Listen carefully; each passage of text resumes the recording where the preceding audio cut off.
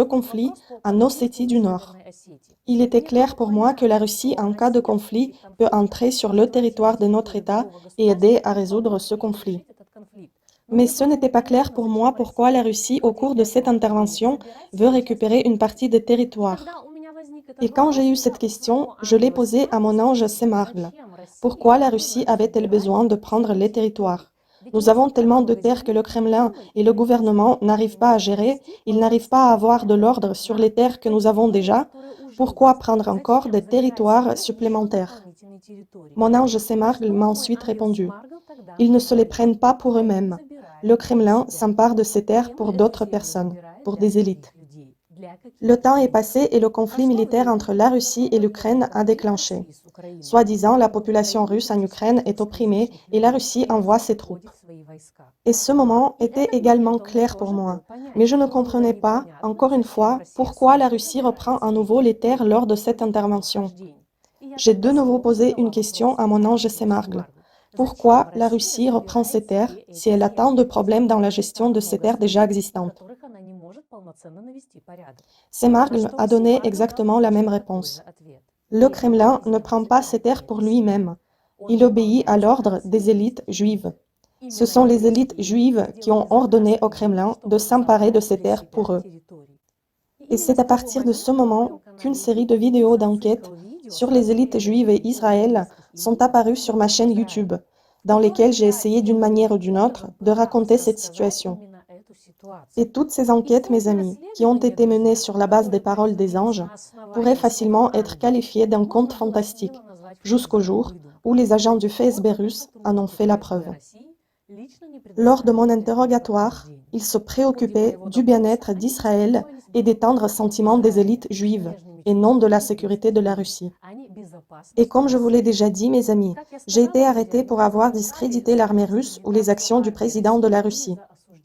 Ils expliquaient que dans certaines vidéos, je viole précisément cette loi, mais en regardant ces vidéos, je n'ai pas trouvé un seul mot sur l'armée russe ou des jugements négatifs sur les actions du président dans le cadre de l'opération militaire en Ukraine.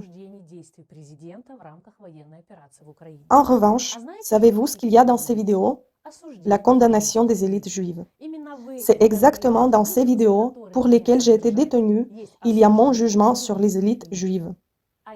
Mais aucun discrédit de l'armée russe ou des actions du président russe. Et en regardant ces faits, il devient évident que mon ange Semargl avait raison.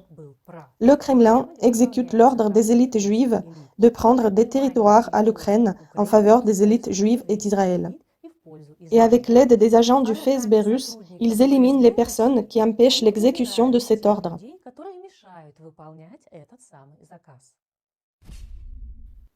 Mes amis, je ne sais pas comment mon histoire va se dérouler ensuite. Il est très probable que l'avocat refusera de me défendre.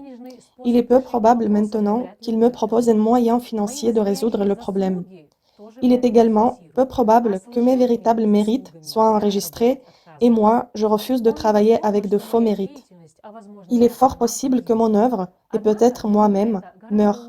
Mais pour moi, c'est bien mieux que d'accepter silencieusement la douleur et la souffrance. C'est mieux que de se rendre en silence au tribunal, de résoudre le problème selon le schéma de corruption où tout le monde a profité, a gagné de l'argent sur ma tragédie, après quoi je serai condamné à une peine de prison d'1 an à 5 ans. Ils détruiront en silence tout mon équipement informatique avec tout le matériel que j'ai collecté. Ils mettront dans leur poche l'argent que vous m'envoyez pour mes recherches et tout le monde oubliera tout simplement Valentina Kogut. Tout cela ne me convient pas. Je ne suis pas prête que toute ma douleur et ma souffrance s'oublient dans le silence. Ma douleur et ma souffrance sont encore aggravées par cette incohérence de la punition et de mon soi-disant crime. Premièrement, je n'ai commis aucun crime, car considérer qu'on ne doit pas tuer les gens, ce n'est pas un crime, nulle part dans le monde. Seulement en Russie, cela a été reconnu comme un crime. Deuxièmement, la punition ne correspond pas du tout à ce crime inventé. S'il est considéré dans le pays qu'une personne ne devrait pas exprimer une opinion particulière, alors la punition doit présenter à peu près ceci. Le citoyen reçoit une amende sur gosuslugi.ru où il est écrit « Cher citoyen, vous avez exprimé votre opinion ici à cette minute-là. Votre amende s'élève à ce montant-là. Si votre infraction se répète, vous aurez une plus grosse amende. » Et cette personne paye tranquillement son amende sur gosuslugi.ru en tirant des conclusions. Mais dans mon cas, j'ai eu l'intervention des forces spéciales à mon domicile qui ont plaqué mon visage contre le mur, m'ont menotté Les enquêteurs ont saisi tout mon équipement informatique, ils m'ont amené au poste de police, ils essayent de me faire peur par un long emprisonnement sans même passer par le tribunal, l'avocat me soutire de l'argent. Tout cela n'est pas une punition équivalente à mon prétendument mauvais comportement. Et cela aggrave encore plus la douleur et la souffrance que je ressens en raison de toute cette situation d'incohérence. Et cela ne me concerne pas seulement moi. En Russie, tout se passe de cette façon. Un homme commet une petite faute, mais on le tue lui et toute sa vie. Et ma douleur est ressentie encore plus, mes amis, à cause des personnes comme Vladimir Solovyov, qui tout ouvertement, depuis leur chaîne, diffusent la propagande qu'il faut tuer les gens, qui incitent à envoyer des SMS en votant sur quelle ville une bombe nucléaire doit être jetée, car toutes ces personnes ont mérité la mort. Et lui, il n'est pas persécuté, n'est pas condamné. En revanche, moi, une personne qui est contre l'assassinat des gens et qui est pour la santé et le bonheur des autres, je dois aller en prison. Donc tout cela, mes amis, je ne pouvais pas l'accepter en silence. C'est pourquoi j'enregistre cette vidéo. Il est probable que certains policiers, en voyant cette vidéo, me diront après « Pourquoi nous mettez-vous dans cette situation désagréable? Car nous voulons vous aider, nous nous comportons avec vous avec compréhension. Vous n'avez pas de la peine pour nous ?» À quoi je répondrai « Non, je n'ai pas de la peine pour vous. Je suis fatigué de mon handicap. Moi qui est bossu et aveugle, je me bats pour le peuple et pour notre vie. Et vous, les forces de l'ordre, les défenseurs des citoyens, les personnes en bonne santé et en pleine forme, avec des liens et des armes, avez accepté sans rien dire tout ce qui se passe dans le pays. Les forces de l'ordre auraient dû défendre le peuple et non le gouvernement. Vous, les forces de l'ordre, nous avez pris en otage. Nous, les personnes normales et absolument pacifiques. Donc non, je n'ai pas de la peine pour vous. Si cela vous intéresse, je peux vous dire exactement à quel moment vous avez fait une erreur. C'est comme dans l'ésotérisme. Une personne voit que quelque chose ne va pas dans sa vie et elle commence à réfléchir à quel moment elle a commis une erreur, a pris la mauvaise décision, où elle a péché. Vous êtes exactement dans cette situation, les forces de l'ordre. Vous avez fait une grosse erreur à un moment précis. Et ce moment est avril 2022. C'est en avril 2022 que vous auriez dû prendre tous vos équipements, sortir dans les rues de Moscou et prendre sous contrôle le gouvernement russe, le président. Cependant, au lieu de cela, vous avez commencé à arrêter les citoyens et à les prendre en otage. C'était cette erreur fatale qui nous a conduits à la situation où nous nous retrouvons tous aujourd'hui. Qu'avons-nous maintenant? Nous avons 11 millions de citoyens russes partis à l'étranger, une fuite de personnes créatives et intellectuelles. Nous avons les arrestations des personnes absolument paisibles et innocentes, qui croient que tuer les gens, c'est mauvais, et que les citoyens russes doivent être en vie, et en bonne santé et heureux. Dans des films fantastiques, il y a souvent une machine à remonter le temps avec laquelle le personnage principal peut revenir au début et corriger l'erreur qu'il a commise. Toutefois, nous n'avons pas cette machine dans notre vraie vie, mais nous avons l'expression « mieux vaut tard que jamais ».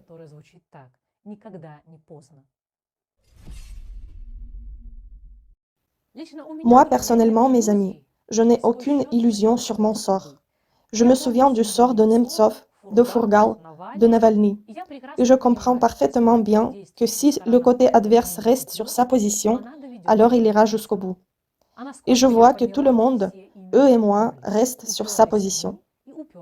Comme je l'ai déjà dit, en premier lieu, je ne suis plus prête à supporter ma souffrance silencieusement. Et en deuxième lieu, je veux que le gouvernement russe entre dans l'histoire en tant que tueur de personnes saintes, personnes vertueuses et justes. Dans le passé, l'Europe est entrée dans l'histoire en tant que tueuse de belles femmes, et la Russie entrera dans l'histoire en tant que tueuse de personnes saintes, c'est-à-dire les personnes justes, vertueuses et bienveillantes. L'Europe a tué de belles personnes de l'extérieur, et la Russie tue de belles personnes de l'intérieur. Et sincèrement, je ne sais pas pourquoi la Russie et l'Europe sont en conflit. Pour moi, elles font un couple idéal. Elles se sont bien trouvées. Quant à moi et à mon activité, comme je l'ai déjà évoqué, je n'ai pas d'illusion sur mon sort et il est peu probable que ma position exprimée dans cette vidéo reste Меня sans вполне может conséquence. ждать смерть. Ma mort est Смерть tout à fait моей possible, деятельности soit la или mort de mon вообще activité, физическая смерть. soit ma mort И physique. вот здесь, друзья, Et ici, les очень amis, важно il est знать, très important что de никаких savoir que страданий vous ne и devrez pas сожалений в avoir этом de regrets à у ce вас не sujet. должно быть. À ce que je sache, Насколько я il знаю, prépare они ma mort готовят мою éthérique смерть ou physique эфирную или en août физическую 2024. на август C'est le mois de sacrifice. 2024 года. Это месяц жертвоприношений. Ce И в этот mois-ci, месяц sacrifier une принести в personne sainte, жертву c'est le именно meilleur святого sacrifice qui puisse человека être pour в eux. этот месяц это лучшее подношение, которое может Et быть. si mon И activité если était вдруг condamnée ou действительно si ma mort такое physique произойдет, survenait, или vous ne devriez en наступит на aucun моя cas être физическая contrarié смерть, à ce то вы sujet, ни при car каких vous devriez обстоятельствах savoir que pour не moi, должны une personne огорчаться по этому handicapée, поводу. bossue, Потому что вы aveugle, должны qui знать, éprouve что des douleurs никто не поймет insupportables tous les jours, горбатого, la слепого mort est человека, vraiment une который délivrance каждый de la день souffrance. испытывает невыносимые боли. Смерть – это действительно La избавление mort от pour moi страданий. est la Смерть liberté для et меня – это l'élimination de la избавление souffrance. от Et vous ne мучений. devez pas И vous вы не rendre triste должны ou vous переживать inquiéter и que Valentina плакать по Kogut этому est поводу, malheureuse. что с Валентиной Когут что-то Vous произошло. devez savoir que Вы должны Valentina знать, что s'est enfin Валентина libérée du tourment qu'elle a наконец-то vécu toute sa освободилась от vie. тех мучений, которые она испытывает Au всю cours de mon свою жизнь. activité, j'ai За réussi à время своей trouver et à vous деятельности transmettre le plus самое important. главное и самое важное J'ai eu le я temps de faire pour успела les gens найти и l'essentiel. вам рассказать. Bien Самое sûr, il me главное для reste encore людей quelques я petites сделать enquêtes успела. et si j'en ai l'occasion, Конечно же, друзья, у si je ne меня me еще retrouve pas en остались prison avant le некоторые procès, дополнительные j'essaierai de расследования. vous en Если parler. будет возможность и меня не посадят в тюрьму раньше суда, то я постараюсь о них вам рассказать. Mais les Но enquêtes les самые plus главные importantes sont расследования déjà я уже effectuées провела et vous и sont вам transmises. рассказала.